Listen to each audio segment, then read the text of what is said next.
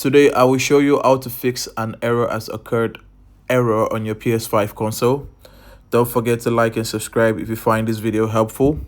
Now just a little bit of context about this error. The error indicates a software or game crash, and that's likely due to corrupted game files or outdated system software.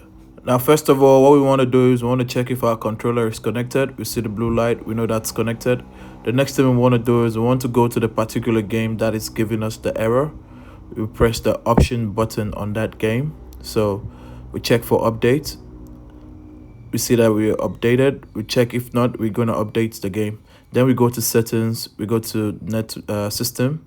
Then on the system, we go to system software. Here we're going to check if our system software is up to date. That's up to date. If not, we update it. If this doesn't work, we just go to shut down the console itself, and we're going to boot in safe mode. To boot in safe mode, we need to hold the power button until we hear 2 beep sounds. Once the console goes off, you need to hold the power button. You hear the first beep sound, still hold it. After a few seconds, you're going to hear a second beep sound. That's when you release it, and that's when the game goes in safe mode. So that's the second beep. Now the game is in safe mode. The next thing you need to do is you need to ensure that your cable is connected to the controller. So the cable that connects the controller to the game is connected to the controller, and you press the PS button. Now we want to go to clear cache and rebuild database.